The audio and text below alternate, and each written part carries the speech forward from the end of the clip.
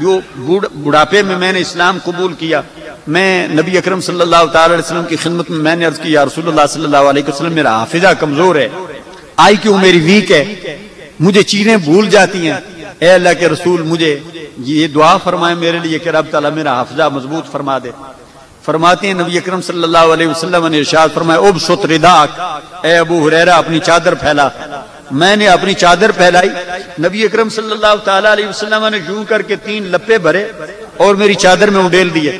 ظاہری طور پر اس میں نہ تو کوئی چینی ہے نہ مٹی ہے، کچھ بھی نہیں، ظاہری طور پر خالی ہاتھ ہیں، لیکن حضور علیہ الصلوۃ والسلام نے 3 لپے بھر کے ابو ہریرہ کو عطا فرمائے، فرمایا اسے اپنے سینے پر مال لو۔ ابو ہریرہ فرماتے ہیں خدا کی قسم وہ جو آپ نے مجھے ذہانت لپوں میں عطا فرمائی تب سے لے کر آج تک مجھے کوئی چیز نہیں بھولی ہے۔ ارے بھائی کوئی دنیا میں ایسا بندہ جو ذہانت کو دیکھ سکتا ہو کہ آئی کیو کیا بلا ہے، یہ آئی کیو ہوتی کیا ہے، ذہانت یہ کوئی دیکھی جانے والی چیز ہے؟ کوئی بندہ اگر تم کہو کہ یہ عقل پر بیس کرتی ہے، یہ دماغ جسے ہم کہتے ہیں اس پر برین کو کہتے ہیں، تو یہ برین جو ہے یہ تو ایک بھینس کا بڑا ہوگا۔ یہ اگر برین کی بڑائی پر کہ وہ انسان کا جو دماغ ہے بیجا ہے وہ جتنا بڑا ہوگا اتنا انسان زیادہ بڑا ذہین ہوگا، پھر انسان کو نہیں پھر بھینس کو ذہین ہونا چاہیے۔ اس پر یہ بیس نہیں کرتی، یہ فضل ربی ہے جو رب تعالی انسان کے اندر اپنے فضل سے پیدا فرما دیتا۔ یہ قوت حافظہ یہ اس کا کرم ہے، اور نسیان یہ بھی اس کا کرم ہے۔ چیزوں کا یاد رہ جانا یہ بھی اللہ کا کرم ہے، اور چیزوں کا بھول جانا یہ بھی اللہ کا کرم ہے۔ اگر چیزیں نہ بھولتی، کوئی انسان اپنے باپ کی موت کو نہ بھولتا، ساری زندگی روتا رہتا گڑ گڑاتا رہتا، ایک مرتبہ انسان کو تکلیف مصیبت آئی ہے اسے بھولتا نہ، ساری زندگی اسی دکھ میں مبتلا رہتا۔ رب تعالیٰ نے یہ قوت حافظہ کو بھی انسان کے لیے نعمت بنایا اور بھول جانے کو بھی انسان کے لیے نعمت بنایا۔ یہ اللہ تعالیٰ کا فضل ہے، اس کا کرم ہے جو اس نے انسان کو مختلف صورتوں میں اپنے کرم سے نوازا۔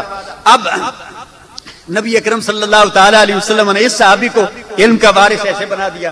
جناب عبداللہ بن مسعود رضی اللہ تعالیٰ کے حوالے سے آپ کو سنایا کہ وہ ان کے متعلق بھی بخاری شریف میں ہے، وہ حضور علیہ الصلوۃ والسلام کی جوتی وغیرہ اٹھایا کرتے تھے، جدھر سرکار جاتے تو آپ نے اپنی زندگی میں جناب عبداللہ بن مسعود کو صحابہ کا استاد بنایا تھا۔ بہت بڑا اعزاز ہے، عام سا غریب سا آدمی، لیکن صحابہ بڑے بڑے صحابہ حضرت عبداللہ بن مسعود سے مسئلے پوچھتے ہیں۔ ان سے کسی نے پوچھا جناب اے عبداللہ بن مسعود تم اتنے بڑے صحابہ کے استاد بن گئے، یہ کیسے؟ انہوں نے ارشاد فرمایا میں کو رٹا نہیں زیادہ لگاتا تھا، میرے تو علم کے اصول کا ذریعہ یہ ہے کہ میں نبی اکرم صلی اللہ تعالی علیہ وسلم کے ساتھ ساتھ رہا کرتا، جدھر آپ اپنے جوتے مبارک اتارتے میں آپ کے جوتے اٹھا کر اپنے سینے سے لگا لیتا۔ یہ تو سارے کا سارا سرکار کے جوتوں کا صدقہ ہے کہ رب تعالیٰ نے میرے سینے کو علم کا گنجینہ بنا دیا۔ ارے بھائی یہ بھی ایک ذریعہ، اور یہ بھی نہیں میں کہتا کہ یہ سورس آف نالج یا پڑھانے کا یہ میتھڈ یہ نبی علیہ الصلوۃ والسلام کے زمانے تک محدود تھا، آج تک یہ جاری و ساری ہے۔ حضرت سلطان باہو علیہ الرحمہ سلطان العارفین ہے، ظاہری طور پر کسی استاد کے شاگرد نہیں، کسی مدرسہ میں کسی سکول میں ایک دن کے لیے نہیں گئے، اتنے بڑے عالم تھے، 120 کتابوں کے مصنف ہے، اتنا بڑا عالم۔ ارے بھائی اسے علم کہاں سے ملا؟ صرف اور صرف اس کا رابطہ منبع علم یعنی نبوت سے ہو گیا۔ رب تعالیٰ نے حضرت سلطان باہو کا سینہ وہ علوم و معارف کا گنجینہ بنا دیا۔ میرے شیخ پاک حضرت سید نور الحسن کیلانی صرف 6 جماعتیں انہوں نے اسکول میں پڑھی تھی، قرآن کریم بھی باقاعدہ طور پر کسی سے سبقن وہ ناظرے بھی نہیں پڑھا تھا، ایک پاؤ بھر کسی کو سنایا۔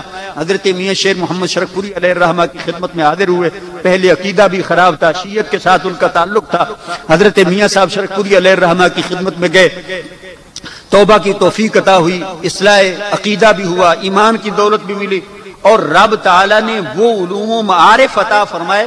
یقین جانے آپ نے کتاب لکھی ہے الانسان فی القرآن، انسان کے سارے احوال قرآن میں سے، وہ کہاں سے شروع کی؟ عالم امر سے، انسان کی تخلیق کہاں سے ہوئی، پھر عالم ارواح میں، عالم ارواح سے عالم دنیا میں، عالم دنیا کے بعد عالم برزخ میں، اس کے بعد عالم حشر میں، پھر نشر، اور اس کے بعد دخول جنت اور نار تک۔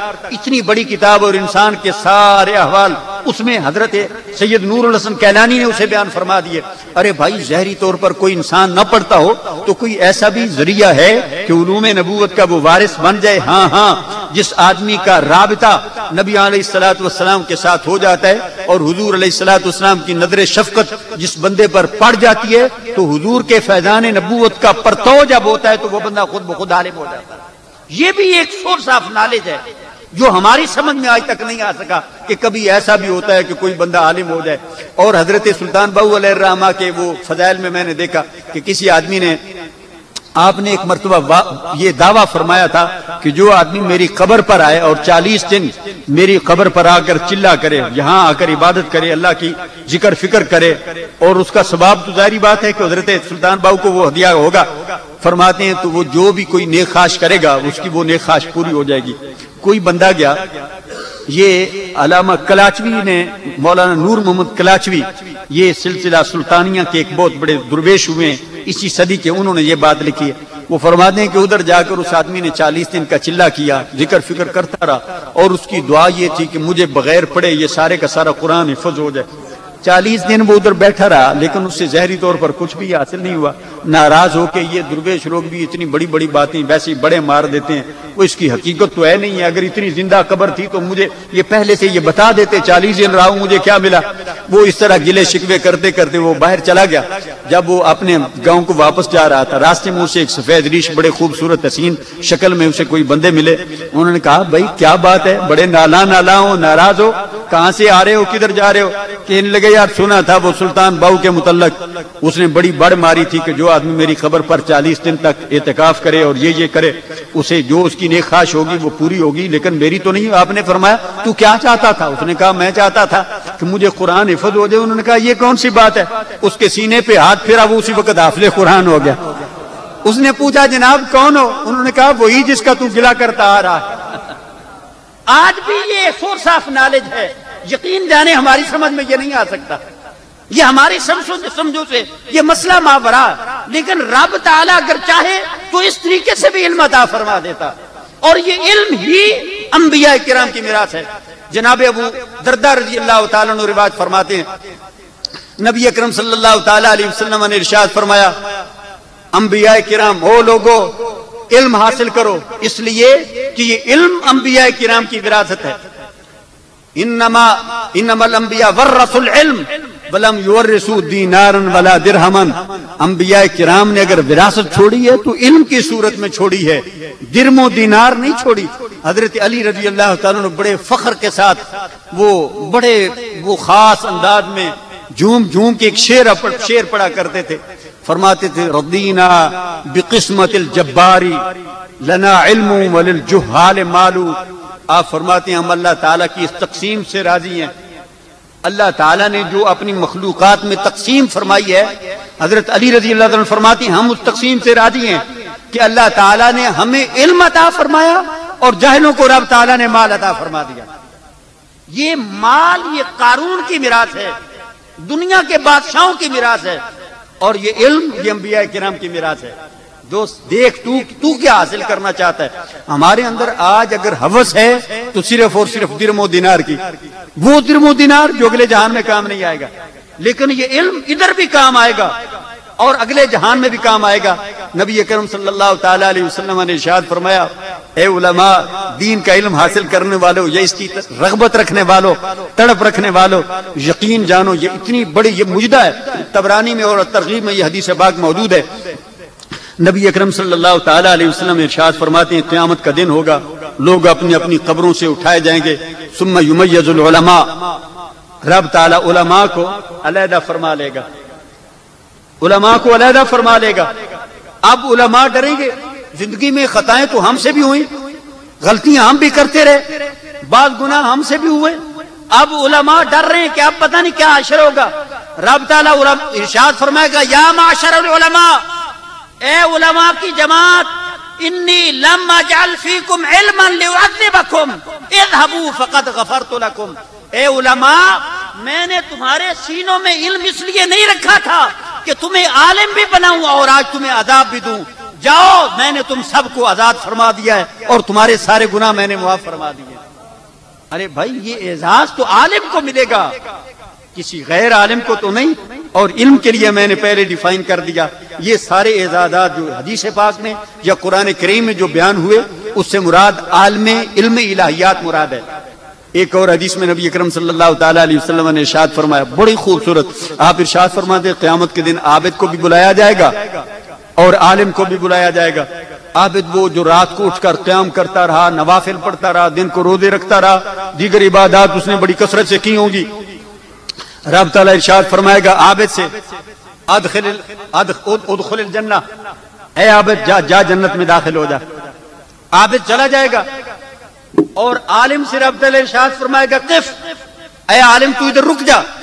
اب عالم ڈرے گا، کب کپائے گا، لرزہ طاری ہو جائے گا، پتہ نہیں مجھ سے کیا خطا ہو گئی کہ رب تعالیٰ نے آج مجھے روک لیا اور دوسرے بندے کی رب تعالیٰ نے اسے جنت کا داخلہ عطا فرما دیا.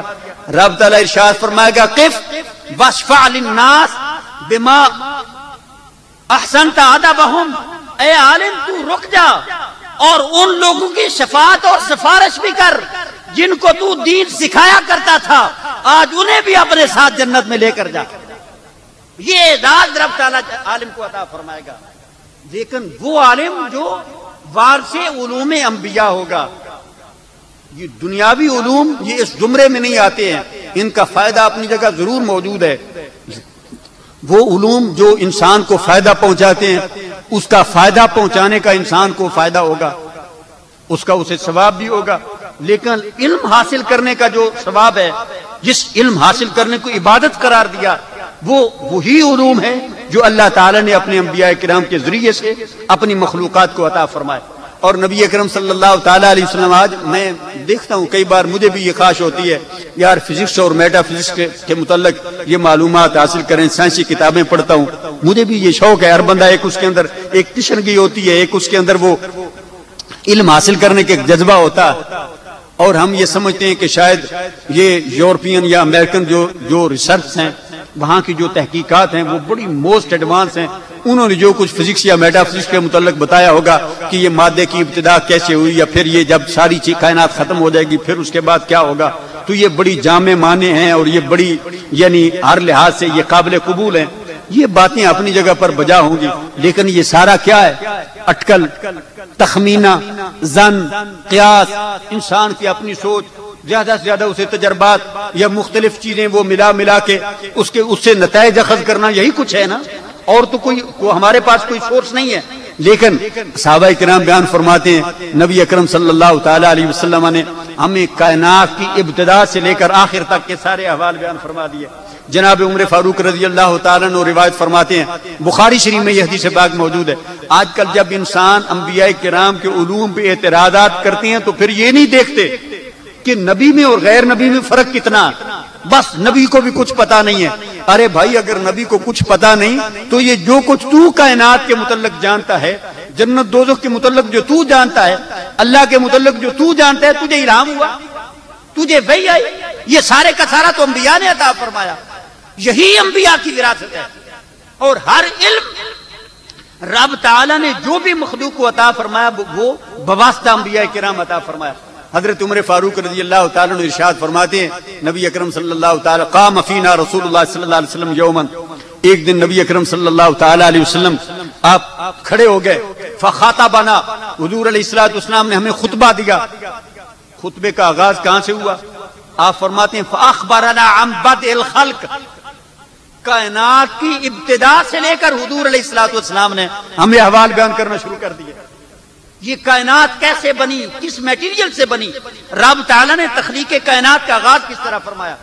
فرماتے گئے اپنے دور تک، اپنے سے ماں باپ کے دور تک، فرماتے حتی داخل اہل الجنت منازلہم واہل النار منازلہم. آپ نے ابتدا سے لے کر آخر تک سارے احوال بیان فرمائے، حتیٰ کہ جنتی لوگ جنت میں داخل ہو گئے، جہنمی لوگ جہنم میں داخل ہو گئے. ارے بھائی یہ ساری کائنات کے متعلقہ علوم یہ تو رب تعالی نے مصطفیٰ کریم کے سینے میں پیدا فرما دیے تھے.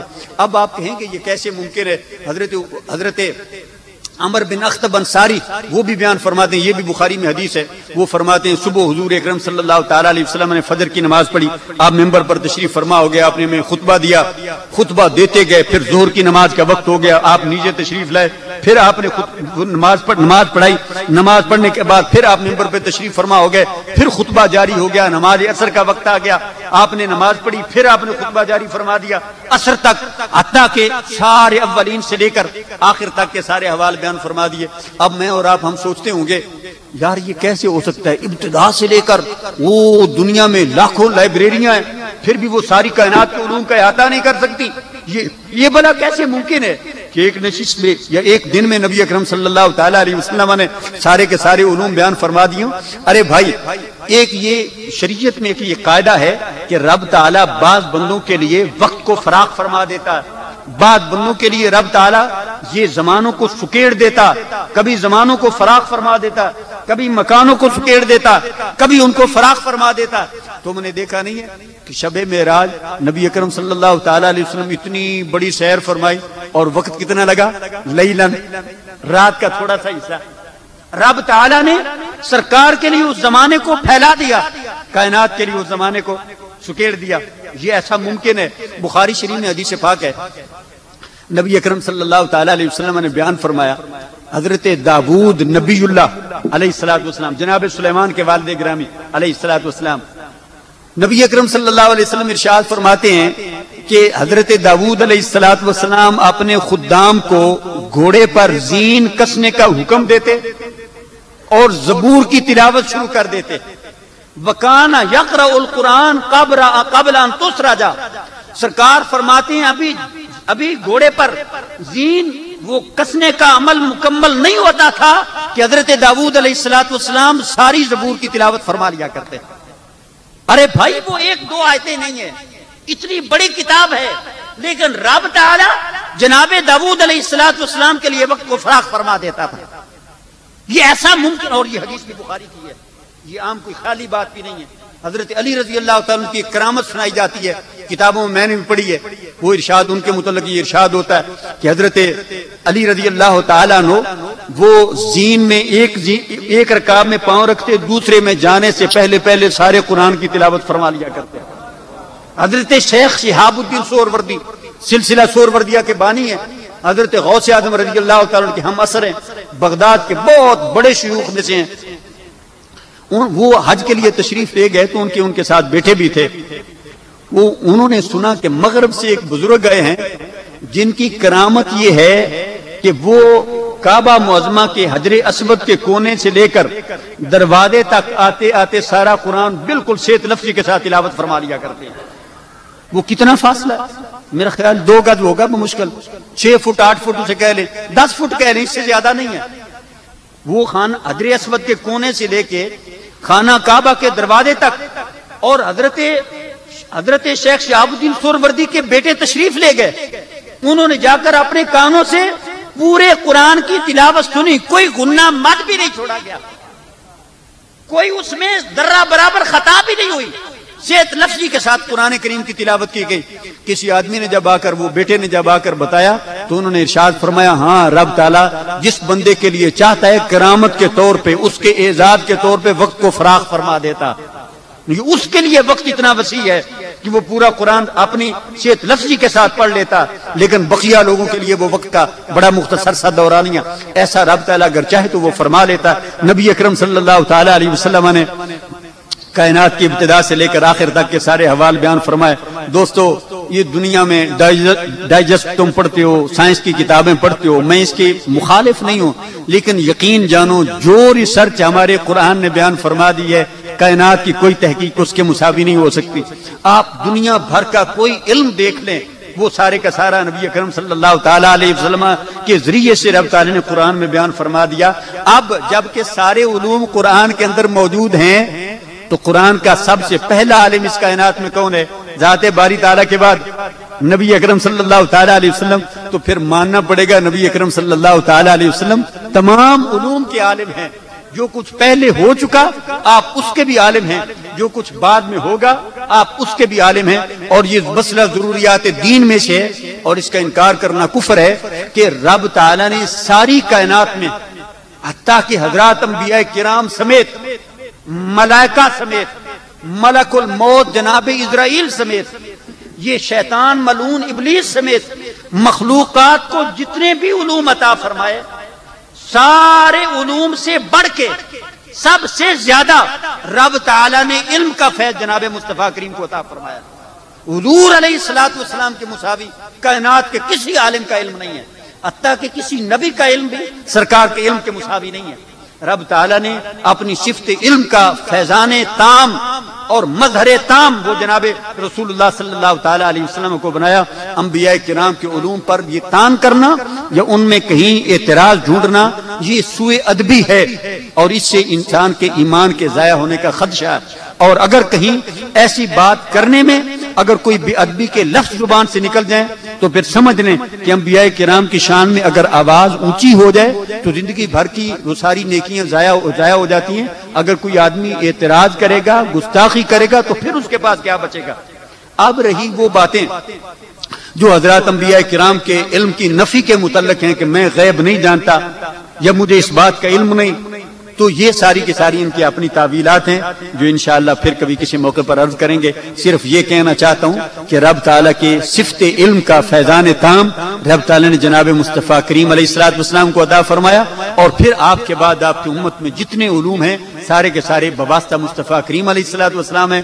دوستو، دنیا بھر کے علوم سیکھو، یہ مادیات میں جتنے آگے بڑھ جاؤ، سائنس کے سارے علوم کے سمندر پی جاؤ، یہ سب کچھ ہے، لیکن قبر میں اور حشر میں کام آنے والے وہی علوم ہیں جو رب تعالیٰ نے اپنے انبیاء کرام کے سینوں میں نازل فرمائے۔ وگرنہ اگر یہ علوم انسان کو فائدہ دیتے ہیں تو اس کا فائدہ ہے، وگرنہ وہ انسان کے لیے ان کا ثواب انہی علوم کا ہے جو رب تعالیٰ نے انبیاء کرام کے ذریعے سے عطا فرمایا، اور یہی در حقیقت انبیاء کرام کی میراث اور ان کی وراثت ہے۔ اللہ تعالیٰ ہمیں علم دین حاصل کرنے کی توفیق عطا فرمائے، اور جو کچھ ہم نے حاصل کیا ہے مولا کریم انہیں عمل کے سانچے میں ڈھالنے کی بھی توفیق دے۔ اگر عالم ہے علم نہیں ہے تو پھر بھی اس کے لیے وبال ہے، یہ بھی بندے کے لیے قیامت کے دن ایک بہت بڑی سزا کا وہ سبب بنے گا۔ بعض بندے یہ بھی کہتے ہیں چلو جی اسی کیڑا پھر پڑھے ہے، تو قیامت حضرت امام غزالی فرماتے ہیں جو نہیں پڑھتا، عمل بھی نہیں کرتا اور پڑھتا بھی نہیں ہے، وہ دوہرا مجرم ہے۔ اس لیے کہ علم کا حاصل کرنا یہ اللہ کا حکم ہے، علم حاصل کرنا یہ دین کا ایک حکم ہے اور ایک عبادت ہے۔ رب تعالیٰ یہ بھی ارشاد فرمائے گا بندے تو نے عمل بھی نہیں کیا اور علم بھی حاصل نہیں کیا، علم حاصل کرو، یہی علم ہمارے لیے فلاح دارین کا سبب ہے۔ اللہ تعالیٰ مجھے اور آپ کو انبیاء کرام کی حقیقی وراثت سے مالا مال فرمائے۔ وما علینا الا البلاغ، سنتے ادا فرما لیں۔